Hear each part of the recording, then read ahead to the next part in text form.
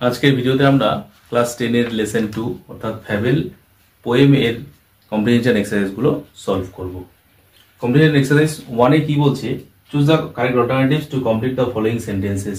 নিচের বিকল্পগুলি থেকে সঠিক উত্তরটি নির্বাচন করে বাক্যগুলি পূরণ করো। এই নম্বরে বলছে the squirrel was between the mountain and the, পর্বত এবং কার মধ্যে ঝগড়া বেঁধেছিল? কাঠবিড়ালির মধ্যে। তাহলে 4 নম্বরটা হয়ে গেল সঠিক উত্তর স্কুইরেল। বি নম্বরে বলছে one has no doubt that the mountain is, ওই গোলাকৃতি কাঠবিড়ালির কোনো সন্দেহ নেই যে পর্বতটা হলো কি বিরাট বড়। তাহলে সঠিক উত্তর হয়ে গেল 2 নম্বর বি। এবার সি নম্বরে বলছে unlike a mountain a squirrel can crack a, যেটা পর্বতটা পারে না কিন্তু কাঠবিড়ালিটা কি ভাঙতে পারে? একটা বাদাম ভাঙতে পারে। তাহলে সঠিক উত্তর হয়ে গেল 1 নম্বর নাট। হলো। এবার আমরা দেখব কম্প্রিহেনশন এক্সারসাইজ 2। কম্প্রিহেনশন এক্সারসাইজ 2 তে কি বলছে, state whether the following statements are true or false. নিচের বাক্যগুলো সত্য না মিথ্যা সেটা বলো। Provide sentences, phrases or words in support of your answer. তোমার উত্তরের সপক্ষে সেন্টেন্স, ওয়ার্ডস অথবা ফ্রেজ দাও। তো এই নম্বরে বলছে the mountain called the squirrel little bun, পর্বত কাঠবিড়ালিকে লিটল বান বলেছিল, তাই এটা ফলস। স্টেটমেন্ট কি হয়ে যাবে? and সাপোর্টিং স্টেটমেন্ট হয়ে গেল and the former called the latter little brick। এবার বি নম্বর, বি নম্বরে কি বলছে the squirrel is spicier than the mountain, কাঠবিড়ালি পর্বতের থেকেও বেশি প্রাণবন্ত, এটা true. Supporting statement you are, তাহলে সাপোর্টিং স্টেটমেন্ট কি হয়ে গেল? you are not so small as I oblique and not half so spry। C number, C নম্বরে কি বলছে the mountain can carry forest on its back, পর্বত তার পিঠে করে জঙ্গল বইতে পারে, এটা তো ট্রু। সাপোর্টিং স্টেটমেন্ট কি হয়ে যাবে?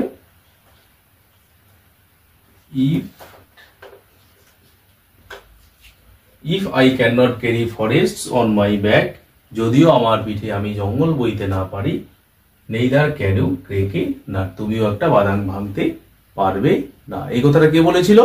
ওই কাঠবিড়ালিটা বলেছিল পর্বতকে। এবার কম্প্রিহেনশন এক্সারসাইজ 3। কম্প্রিহেনশন এক্সারসাইজ 3 তে কি বলছে, অ্যানসার দ্য ফলোইং কোশ্চেন্স, নিচের প্রশ্নগুলোর উত্তর দাও। তো এই নম্বরে বলছে who had a quarrel with the squirrel, কার সঙ্গে কাঠবিড়ালির ঝগড়া বেঁধেছিল? কার সঙ্গে কাঠবিড়ালির ঝগড়া বেঁধেছিল? পর্বতের সঙ্গে কাঠবিড়ালি ঝগড়া বেঁধেছিল। তাহলে দ্য মাউন্টেন।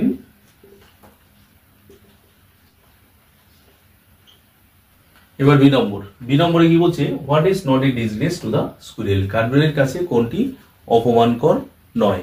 কোনটি অপমানকর নয়? তার নিজের জায়গাটুকু ধরে রাখা।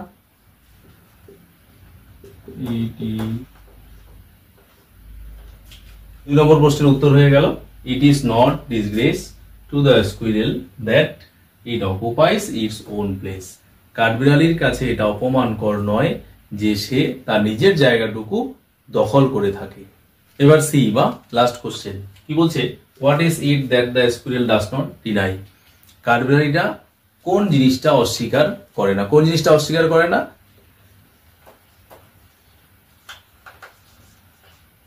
সি নম্বর প্রশ্নের উত্তর পেলাম the squirrel does not deny that the mountain makes a very pretty squirrel track, কাঠবিড়ালিটা অস্বীকার করে না যে পর্বত কাঠবিড়ালির জন্য একটা খুব সুন্দর রাস্তা তৈরি করে। এবার আমরা দেখব কম্প্রিহেনশন এক্সারসাইজ 4। কি বলছে, replace the underline words with the suitable phrasal verbs from the list given below. নিচে দেওয়া যে লিস্টটা আছে এই লিস্টটা থেকে উপরের সেন্টেন্সের ভার্বটার পরিবর্তে ফ্রেজাল ভার্ব ব্যবহার করতে হবে।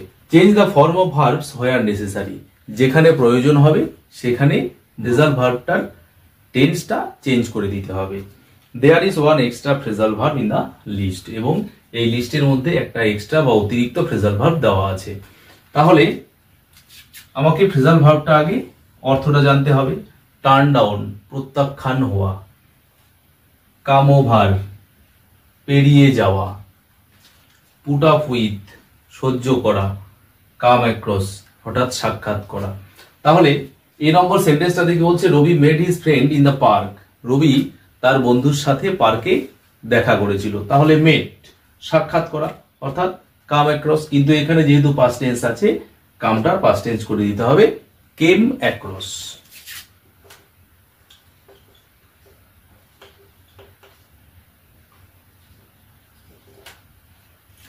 এবার বলছে টোলারেট। টোলারেট মানে সহ্য করা। তাহলে আমার পুট আপ উইথ,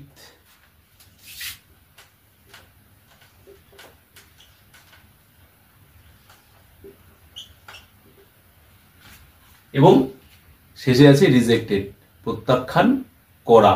তাহলে প্রত্যাখ্যান করায় ফ্রেজাল ভার্ব কি? Turn down. তাহলে turn down,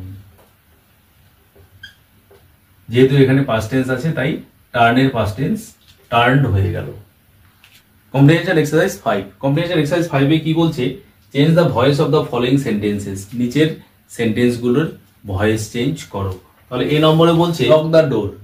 lock the door এই সেন্টেন্সটা ভার্ব দিয়ে শুরু আছে, অর্থাৎ দরজাটাকে লক করতে বলছে। তার মানে ইম্পারেটিভ সেন্টেন্স। ইম্পারেটিভ সেন্টেন্সে ভার্ব দিয়ে থাকলে সেই ভয়েসটাকে লেট দিয়ে চেঞ্জ করতে হয়। লেট, তারপরে অবজেক্ট দ্য ডোর,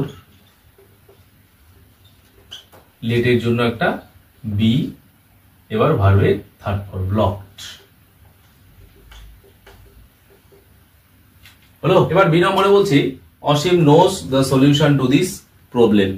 অসীম এই সমস্যাটার সমাধানটা জানে। তাহলে এটা প্রেজেন্ট ইনডিফিনিট টেন্স এবং অ্যাসার্টিভ সেন্টেন্স। তাহলে অবজেক্টটাকে নিয়ে আসো, the solution to this problem.